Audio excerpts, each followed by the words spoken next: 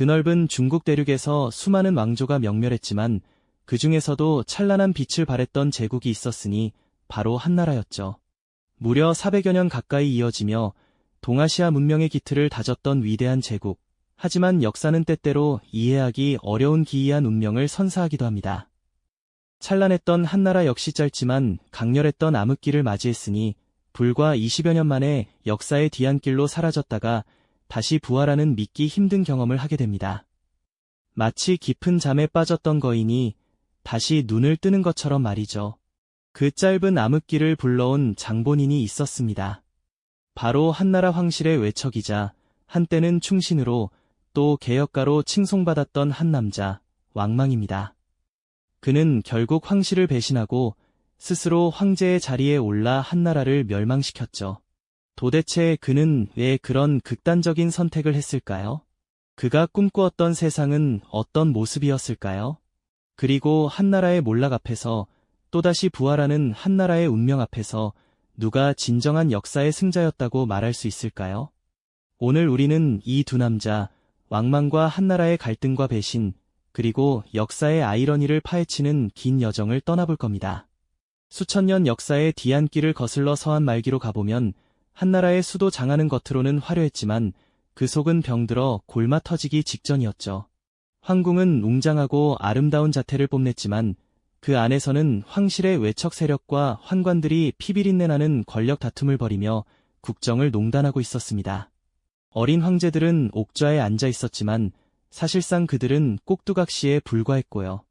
황제의 권위는 땅에 떨어졌고 조정의 대신들은 파벌 싸움에만 몰두하며 백성의 고통에는 눈을 감았죠. 이렇듯 지도층의 무능과 부패가 극에 달하면서 백성들의 삶은 피폐해질 대로 피폐해졌습니다.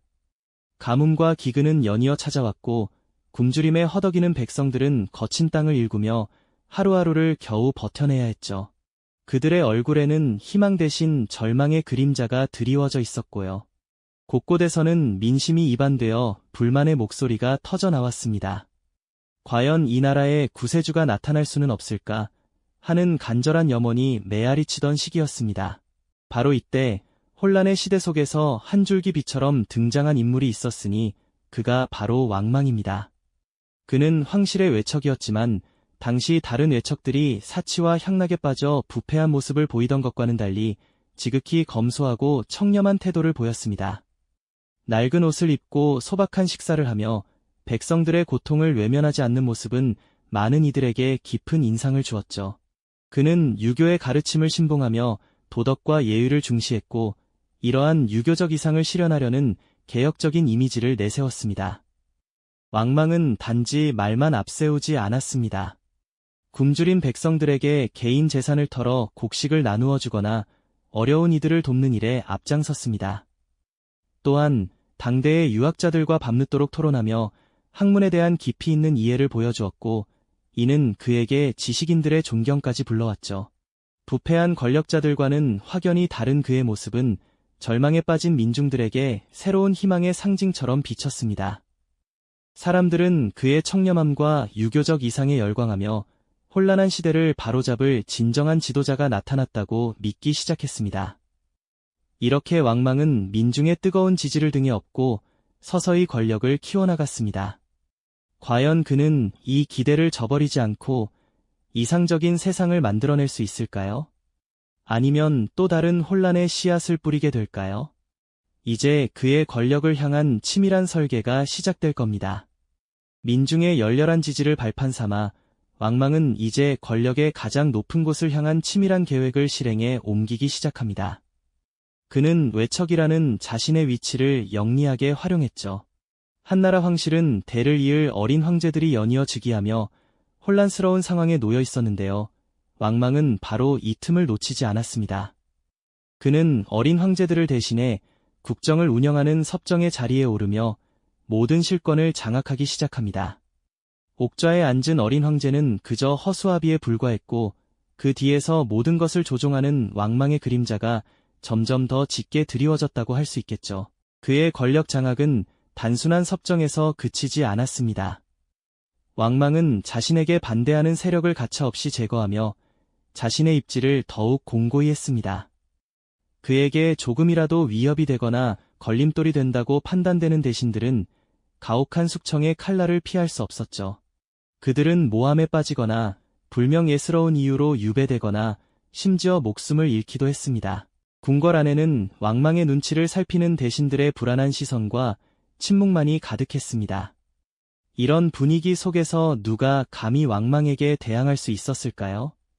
그의 권력은 이제 누구도 범접할 수 없는 거대한 산처럼 느껴졌을 겁니다. 하지만 왕망은 단순히 힘으로만 권력을 휘두르는 인물이 아니었습니다. 그는 자신의 권위에 신성함을 부여하고 싶어 했죠. 백성들의 마음속에 자신이 하늘이 보낸 진정한 지도자라는 믿음을 심어주려 했습니다. 이를 위해 그는 각종 상징과 예언을 적극적으로 활용하는 치밀한 정치 공작을 펼쳤습니다.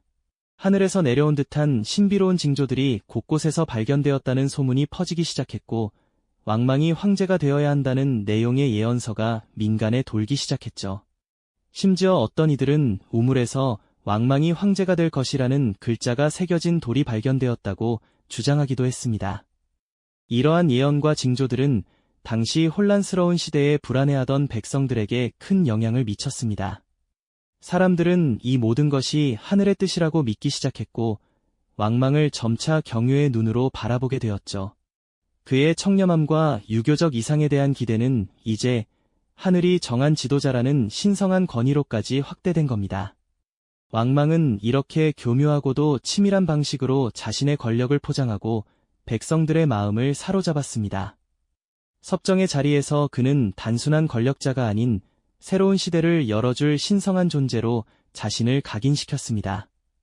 그의 그림자는 황실 전체를 뒤덮었고 한나라의 운명은 이제 왕망의 손아귀에 완전히 들어간 듯 보였습니다. 어린 황제들은 그의 꼭두각시에 불과했고 오랜 역사와 전통을 자랑하던 한나라는 서서히 왕망의 야망 아래 무너져 내리고 있었습니다. 백성들은 혼란 속에서 새로운 희망을 찾았다고 생각했지만 과연 그들이 마주하게 될 미래는 어떤 모습일까요? 왕망이 그토록 꿈꾸던 이상적인 세상은 정말 실현될 수 있을까요? 아니면 그의 치밀한 설계는 결국 또 다른 비극의 서막에 불과했을까요? 이제 그는 한나라의 마지막 숨통을 끊고 자신의 이름으로 새로운 제국을 세우려 합니다. 오랜 세월 한나라 황실을 짓누르던 왕망의 야망은 이제 더 이상 숨겨지지 않았습니다. 그는 마침내 한나라의 명운을 완전히 거두어들이고 스스로 황제의 자리에 오르는 대담한 선택을 감행했죠.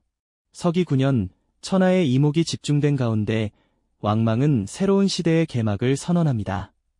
장안성 황궁의 대전에서 그는 한나라의 옥새를 받아들고 골룡포를 입었습니다. 그리고 마침내 신이라는 이름의 새로운 왕조를 선포했죠. 수백 년 역사의 한나라는 이렇게 역사의 뒤안길로 사라지고 왕망은 그토록 꿈꾸던 제국의 통치자가 된 것입니다. 백성들은 충격과 경악 속에 새로운 황제를 바라보았고 어떤 이들은 혼란스러워했으며 또 다른 이들은 새로운 세상에 대한 막연한 기대를 품기도 했습니다. 그의 즉위는 단순히 왕조가 교체되는 것 이상의 의미를 가졌습니다. 왕망은 자신이 유교적 이상을 현실에 구현할 진정한 군주라고 굳게 믿었죠. 그는 즉위와 동시에 파격적이고 급진적인 개혁 정책들을 쏟아냈습니다. 그중 가장 대표적인 것이 바로 왕전제라는 이름의 토지 국유화 정책이었습니다. 대토지를 소유한 호족들의 반발은 불보듯 뻔했지만 그는 개의치 않았습니다. 또한 화폐 제도를 복잡하게 여러 차례 개혁하여 기존의 화폐를 무력화시키고 새로운 화폐를 발행했습니다. 이는 국가의 재정을 확보하고 경제를 통제하려는 목적이 있었지만 백성들에게는 엄청난 혼란과 불편을 가져다 주었죠. 시장의 혼란은 극심해졌습니다. 여기서 그치지 않았습니다. 왕망은 노비 매매를 금지하는 파격적인 조치까지 단행했는데요. 당시 사회의 근간을 이루던 노비 제도를 건드린 것은 실로 놀라운 결정이었습니다.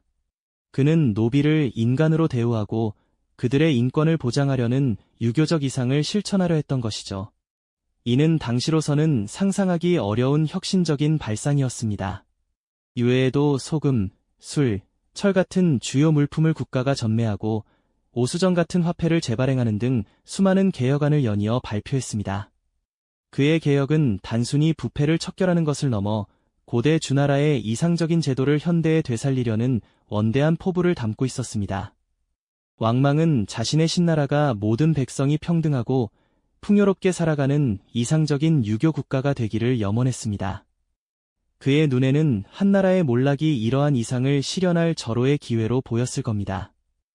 하지만 현실은 그의 이상과는 다른 방향으로 흘러가기 시작했습니다. 아무리 좋은 뜻을 품었다 한들 급진적인 변화는 언제나 예상치 못한 부작용을 낳기 마련이니까요. 새로운 화폐는 가치를 인정받지 못해 시장 경제를 마비시켰고 토지 국유화는 기존 지주들의 격렬한 저항에 부딪혔습니다. 사회의 혼란은 더욱 가중될 수밖에 없었죠. 노비 매매 금지 또한 복잡한 사회 문제를 야기하며 혼란을 가중시켰습니다. 노비 소유주들의 불만과 사회적 동요는 폭발적이었죠. 백성들은 새로운 황제의 개혁이 가져다줄 풍요 대신 끝없는 혼돈과 불안감 속에서 하루하루를 버텨내야만 했습니다. 그들의 삶은 결코 나아지지 않았던 것이죠. 과연 그의 이상적인 꿈은 현실 속에서 꽃을 피울 수 있었을까요? 아니면 이 모든 치밀한 설계는 결국 거대한 파국을 향한 서막에 불과했을까요? 왕망의 이상은 현실이라는 거대한 벽 앞에서 산산이 부서지고 말았습니다. 토지 국유화는 농민들의 토지 소유를 불안하게 만들었고 새 화폐는 시장에서 외면받으며 경제를 더욱 깊은 수렁으로 밀어넣었죠. 백성들은 매일매일 숨쉬는 것조차 버거워하며 굶주림과 차가운 현실 속에서 절망의 나락으로 떨어지고 있었습니다. 게다가 연이어 터져나온 가뭄과 홍수 같은 자연재해는 하늘마저 왕망을 버렸다는 소문을 퍼뜨리며 민심을 더욱 흉흉하게 만들었죠. 한때 구세주라 불렸던 그의 이름은 이제 혼란과 고통의 상징이 되어버린 겁니다. 이러한 불만은 들불처럼 번져나가 거대한 반란의 불씨를 지폈습니다. 붉은 눈썹을 그린 정미군과 녹색 숲에 숨어든 농림군을 비롯해 각지에서 일어난 농민 반란군은 왕망의 신나라를 향해 거세게 몰아쳤습니다. 그들은 단순히 먹고 살기 위해 봉기한 것이 아니라 자신들을 궁지로 몰아넣은 이 황제에 대한 깊은 분노와 좌절감을 표출하고 있었던 겁니다. 마치 사방에서 끓어오르는 용암처럼 반란의 물결은 수도 장안을 향해 거침없이 밀려왔죠. 결국 난공불락이라 여겨졌던 장안성은 속절없이 함락되었고 왕망은 자신이 세운 이상적인 제국의 꿈과 함께 처참한 최후를 맞이하게 됩니다. 한때 오만했던 황제의 권위는 땅에 떨어졌고 그의 몸은 반란군에 의해 찢겨나가는 비극적인 종말을 맞이했죠. 한나라를 멸망시키고 새로운 시대를 열었던 그의 야망은 이처럼 허망하게 끝을 맺고 말았습니다. 하지만 역사는 여기서 멈추지 않았습니다. 왕망의 신나라가 혼돈 속으로 사라지자 한나라의 부흥을 외치는 새로운 세력이 등장하기 시작했던 겁니다.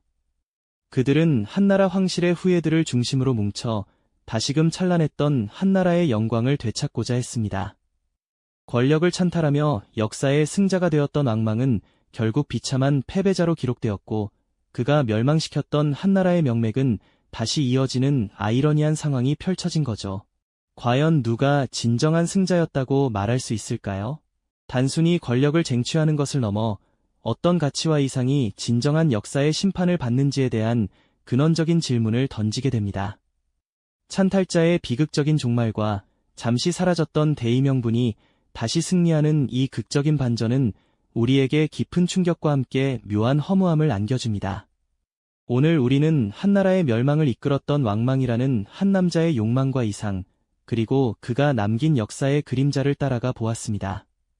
그는 한때 백성들의 기대를 한몸에 받던 구세주로 추앙받았지만 결국 찬탈자로 낙인 찍히며 비참한 최후를 맞이했죠. 그의 실패는 단순히 한 개인의 몰락이 아니라 이상이 현실을 외면했을 때 어떤 비극이 초래될 수 있는지를 보여주는 거울과도 같습니다.